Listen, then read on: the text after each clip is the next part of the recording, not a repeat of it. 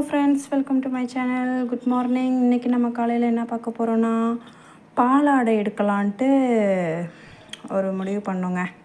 அதாவது பாலாடைனா அந்த பசும்பாலில் வந்து இந்த பாருங்கள் மேலே மிதக்குது பாருங்கள், இதுதான் வந்து பாலாடைன்னு சொல்லுவாங்க. இது வந்து இந்த பாலை நல்லா சுண்டை காய வச்சு இதில் உள்ள ஆடையை எடுத்து அதில் வந்து வெண்ணெய் எடுத்து நெய் உருக்குறதுங்க. இந்த மாதிரி நான் வந்து சேர்த்து ஒரு 1.5 கிலோ பக்கத்து சேர்த்து வச்சுருக்கேங்க. இதோ பார்த்திங்களா, சேர்த்து வச்சுருக்கேன். இந்த மாதிரி இன்னும் பெரிய டப்பாவில் ஒன்று, சின்ன டப்பாவில் ஒன்று, மொத்தம் 3 டப்பா நான் சேர்த்து வச்சுருக்கேன். இதை வந்து இன்றைக்குள்ள நம்மளுடைய கிச்சன் வீடியோவில் வந்து நம்ம பார்க்க போகிறது வந்து பாலாடை சேர்த்து வச்சு வெண்ணெய் எடுத்து நம்ம நெய் உருக்க போகிறோம். ஸோ நெய் உருக்கிறது வந்து இந்த வீடியோவில் பார்ப்போமா என்னங்கிறது தெரியல. ஏன்னா இதுக்கு நிறையா ப்ராசஸ் இருக்கிறதுனால நம்ம இன்றைக்கி ஆடை எடுத்துப்போம். அதாவது வெண்ணெய் எடுத்து அதை நம்ம இது பண்ணிப்போம். அதுக்கப்புறம் வந்து உங்களுக்கு நான் செகண்ட் வீடியோவில் வந்து பாலாடை வச்சு வெண்ணெய் எடுத்து நெய் உருக்கிறது எப்படின்னு நான் சொல்கிறேன். ஓகேங்களா? இப்போ நம்ம அதை 3 டப்பா சேர்த்து வச்சுருக்கோன்னு சொன்னோம்ல, அதையெல்லாம் சேர்த்து ஒரு சட்டியில் கொட்டிடலாம். நான் 2 டப்பாவில் உள்ளது கொட்டிட்டேன். இன்னும் ஒரு டப்பாவில் உள்ளது வந்து ரொம்ப ஐஸ் வந்து உருகி போயிருக்கிறதுனால அது வந்து வெளியே வரமாட்டேங்குது. ஸோ அதனால் கொஞ்சம் ஐஸ் விடட்டும், நம்ம இதை மட்டும் கொட்டுவோன்ட்டு இது பண்ணி வச்சுருக்கேன். ஸோ இதில் வந்து என்ன ஒரு இப்போ நம்ம இந்த சட்டியில் கொட்டியிருக்கிறதுல வந்து நம்ம தயிர் ஆட் பண்ண போகிறோம். ஏன்னா வந்து வெண்ணெய் எடுக்கிறதுக்கு வந்து தயிர் கொஞ்சம் ஆட் பண்ணால் தான் வெண்ணெய் வந்து நல்லா புளிப்போடு நல்லா வரும். நம்ம வெண்ணெய் எடுத்தது கூட கொஞ்சம் நல்லா இருக்கும். அதனால் நம்ம தயிர் கொஞ்சம் ஆட் பண்ணிப்போம். இப்போ வந்து மிக்ஸி ஜாரில் ஊற்றிருக்கோம் பாலாடையை.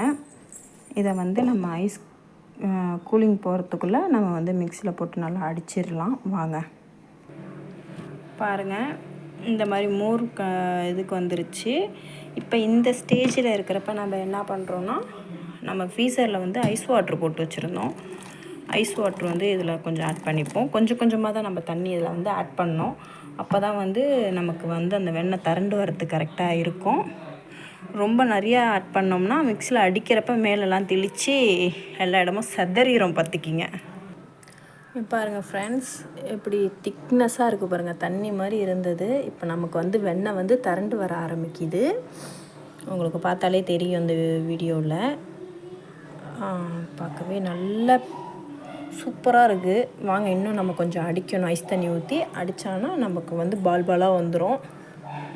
அப்பா ஒரு வழியாக அப்படி இப்படின்னு நாஸ்தி பண்ணி இடத்தையும் சுத்தையும் நாஸ்தி பண்ணி நம்ம வந்து வெண்ணெய் எடுத்துருக்கோம். பாருங்க, அழகாக இருக்குது பாருங்க. பாலா பார்க்கவே வேறு லெவலுங்க. நம்ம எதிர்பார்த்ததை விட சூப்பராகவே வந்திருக்கு. உங்களுக்கே தெரியும், பார்த்தா தெரியுது பார்த்தீங்களா எவ்வளோ அழகாக இருக்குன்னு. ஸோ இதை வந்து நம்ம இப்போ வந்து வெளியே எடுத்து தண்ணியில் போட போகிறோம். வாங்க பார்க்கலாம். நம்ம வந்து பாலாடை வந்து கழுவுன தண்ணி தான். ஸோ நம்ம கை வாஷ் பண்ணுறதுக்காக வச்சுருந்த தண்ணியில் வந்து இதை வந்து நான் வந்து இங்கே பாருங்கள், இப்படி செஞ்சு அப்படியே அடடா எவ்வளோ கூலிங்காக இருக்குது, சாஃப்டாக இருக்குங்க. பார்க்கவே நல்லா நம்ம எதிர்பார்த்ததை விட நிறையாவே வந்திருக்கு. மாஷால்லா. கண்டிப்பாக இந்த வீடியோவெலாம் நீங்கள் பார்த்துட்டு ட்ரை ட்ரை பண்ணிவிட்டு எனக்கு கமெண்டில் சொல்லணும் எப்படி இருக்குன்ட்டு. ஸோ இந்த ப்ராசஸ் நான் பண்ணுறதுக்கு, இந்த வெண்ணெய் எடுக்கிறதுக்காக நான் வெண்ணெய் சேர்த்ததே வந்து கிட்டத்தட்ட ஒரு 2 மாதத்துக்கு மேலே நான் சேர்த்துருப்பேன். ஸோ அப்படி சேர்த்து எடுத்தது தான் இது. நல்லா அந்த களி உருட்டுற மாதிரி பெரிய உருண்டையாக நம்ம உருட்டிட்டோம் ஃப்ரெண்ட்ஸ். இங்கே பாருங்கள் ஃப்ரெண்ட்ஸ், ஐயோ நான் பிடிச்ச உருண்டை வேறு உடஞ்சிக்கிட்டு வருதே. நல்லா இப்படி தட்டணும். ஏன்னா இதில் வந்து இது உள்ளார வந்து இந்த வாட்டர் வந்து கொஞ்சம் அங்கங்கே இதாக இருக்கும். அப்போ வந்து அந்த வாட்ரு வந்து இல்லாமல் வெளியே வரத்துக்காக இப்படி தட்டணும் நம்ம. அப்போ தான் தெரிச்சிக்கிட்டு இந்த பாருங்கள் என் கையெல்லாம் அப்படி வெளியே வந்துடும். இப்போ நம்ம என்ன பண்ணுறோன்னா, இதை வந்து நம்ம தண்ணியில் தான் நம்ம போடணும். அப்போ தான் வந்து இந்த கூலிங் குறையாமல் ஒட்டாமல் இருக்கும். பார்க்கவே பாருங்கள் எப்படி இருக்குன்னு. இப்போ இந்த மில்க் இருக்குது பார்த்திங்களா, இது வந்து நம்ம எங்கேயாவது வெளியே வெயிலில் போயிட்டு வந்தோம்னா இதில் வந்து கொஞ்சம் மல்லித்தலை, கருவேப்பிலை, பச்சை மிளகா, உப்பு இதெல்லாம் போட்டு 2 ஆற்றி குடித்தோம்னா வெயிலுக்கு அப்படி அட்டகாசமாக இருக்குன்னு வச்சுக்கிங்களேன். இதை வந்து நம்ம ஒரு இதில் சேஃப்டி பண்ணி வச்சுருவோம். ஏன்னா எங்கள் வீட்டில் வந்து எல்லாருமே மோர் குடிப்போம். அதனால் இதெல்லாம் நாங்கள் வேஸ்ட்டு பண்ணுறதில்ல, வேஸ்ட்டும் பண்ணக்கூடாது. இது வந்து நல்ல ஒரு ஹெல்திங்கிறதுனால வேஸ்ட் பண்ணக்கூடாது. ஸோ வாங்க பார்க்கலாம். இப்போ நம்ம மறுபடி ஒரு 1/2 ஜார் வந்து நம்ம ஊற்றிக்கிட்டோம். இதையும் அதே ப்ராசஸ் தான். நம்ம வந்து மிக்ஸி ஜாரில் வைக்க போகிறோம், அடிக்க போகிறோம், அடித்து தூக்க போகிறோம். அவ்வளோதாங்க, சிம்பிள் தாங்க. ஆனால் இதோடைய ப்ராசஸ் வந்து ரொம்ப கொஞ்சம் ரிஸ்க்காக தான் இருக்கும். நமக்கெல்லாம் ரிஸ்க்கு சாப்பிட்றதுலாம் ஒரு ரஸ்க்கு சாப்பிட்றதுக்கு சமங்கிற மாதிரி அசால்ட்டாக எதுவாக இருந்தாலும் செஞ்சிடணும். பட்ரு வந்து சில பேர்த்துக்கு வந்து வந்துடும், சில பேர்த்துக்கு வந்து அடிக்க தெரியாமல் அடித்து வராமல் கூட போகலாம். ஸோ அது வந்து உங்களுக்கு மிஸ்டேக் ஆனால் மட்டும் எனக்கு கமெண்டில் கேளுங்க, நான் அதுக்குள்ளே டிப்ஸு நான் சொல்கிறேன் எப்படின்ட்டு. ஓகேங்க, ஒரு வழியாக இந்த இதையும் நம்ம அடித்தாச்சு. கிட்டத்தட்ட இது ஒரு 10 நிமிஷத்துக்கு மேலே அடித்தாதான் நமக்கு அழகான பபுளியான நமக்கு வெண்ணெய் வந்து கிடைக்கும். பாருங்கள், இதுவும் நல்லா சூப்பராக அதே மாதிரியே வந்துருச்சு வெண்ணெய். நம்ம அதே ப்ராசஸ் தான் நம்ம பண்ணியிருக்கோம், அதே மாதிரியே வந்துருச்சு. வாங்க இப்போ இதை வந்து நம்ம சட்டியில் எடுத்து பால் மாதிரி உருட்டி போடுவோம். பாருங்கள் எப்படி இருக்குன்னு.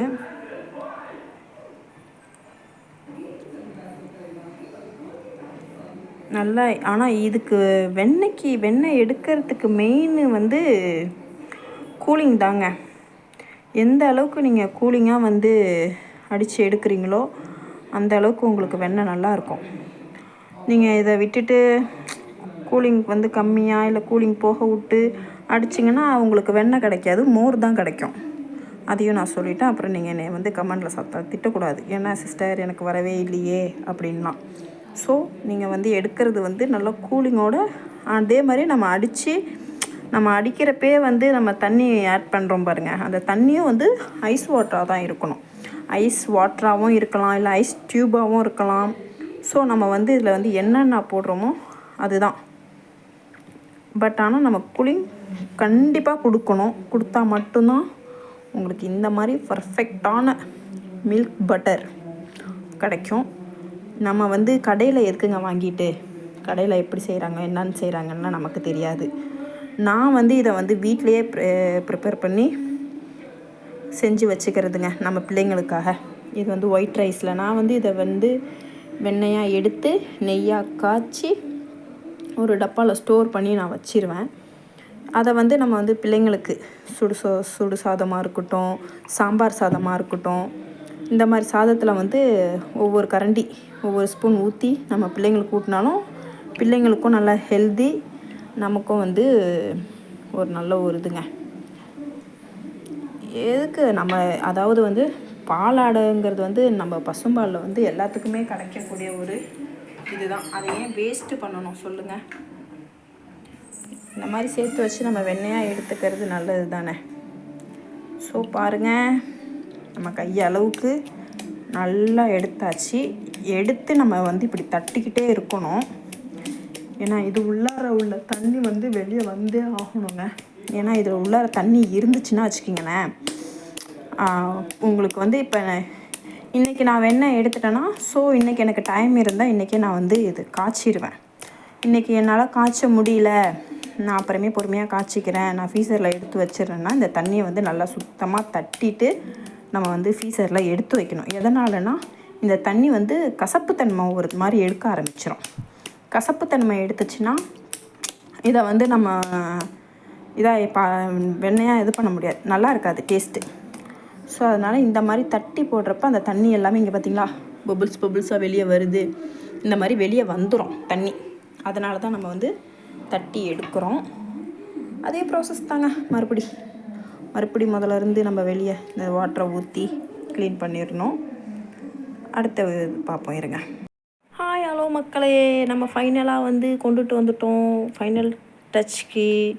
இதான் வந்து நம்ம வெண்ணெயில் ஃபைனல் இதாக நம்ம எடுத்து முடிக்க போகிறோம். பாருங்கள், நல்லா 3 உருண்டை 4 உருண்டை பக்கெட்டு வந்துருச்சு. ஸோ இன்றைக்கி வந்து நம்ம வெண்ணெய் எடுக்கிறத பார்த்தாச்சு. இன்னும் அடுத்த வீடியோவில் வந்து இதை நம்ம காய்ச்சி நெய்யாக ஆக்கிற இதை தான் பார்க்க போகிறோம். பட் வந்து அடுத்த வீடியோ வந்து நான் நாளைக்கு தான் போடுவேன். இன்றைக்கி வந்து இன்றைக்கி இந்த ப்ராசஸ் முடிஞ்சிருச்சு. ஸோ இதை பார்த்துட்டு எல்லாம் ட்ரை பண்ணுங்கள். ட்ரை பண்ணிவிட்டு என் கமெண்டில் வந்து எனக்கு ரிப்ளை. இதை வந்து நம்ம இப்போ ஒரு பாலாக எடுத்துட்டோம். இந்த மாதிரி தட்டணும்னு நான் உங்களுக்கு ஆல்ரெடி சொல்லியிருப்பேன் வீடியோவில். ஸோ இதை நம்ம இப்போ அழகாக ஒரு டப்பாவில் எடுத்து ஃப்ரீசரில் நம்ம வச்சிடணும். ஃப்ரிட்ஜில் வைக்கக்கூடாது, நம்ம ஃப்ரீசரில் தான் வைக்கணும். ஏன்னா அப்போ தான் நல்லா இருக்கும். நம்ம நாளைக்கு எடுக்கிறப்ப வாட்டரில் ஒரு அலசிட்டு நம்ம நெய் காய்ச்ச ஆரம்பிச்சிடலாம். அது நாளைக்குள்ள வீடியோவில் நான் உங்களுக்கு காட்டுறேன். ஸோ ஓகே ஃப்ரெண்ட்ஸ், இந்த இதை வந்து யார் யாருக்கெல்லாம் பிடிச்சிருக்கு, யார் யாரெல்லாம் பார்க்குறீங்கன்னு எனக்கு வந்து சொல்லுங்கள், கமெண்ட் பண்ணுங்கள். அடுத்த ஒரு வீடியோவில் பார்ப்போம். இன்னும் எந்த மாதிரி வீடியோங்கிறதுனா நல்லா பாருங்கள். நம்ம சேனலை மறக்காமல் சப்ஸ்கிரைப் பண்ணுங்கள். ஆளுங்கிற பட்டனை கிளிக் பண்ணுங்கள். அப்போ தான் நான் போடுற ஒவ்வொரு வீடியோ உங்களுக்கு நோட்டிஃபிகேஷனாக வரும். Okay bye. அடுத்த ஒரு வீடியோவில் சந்திப்போம்.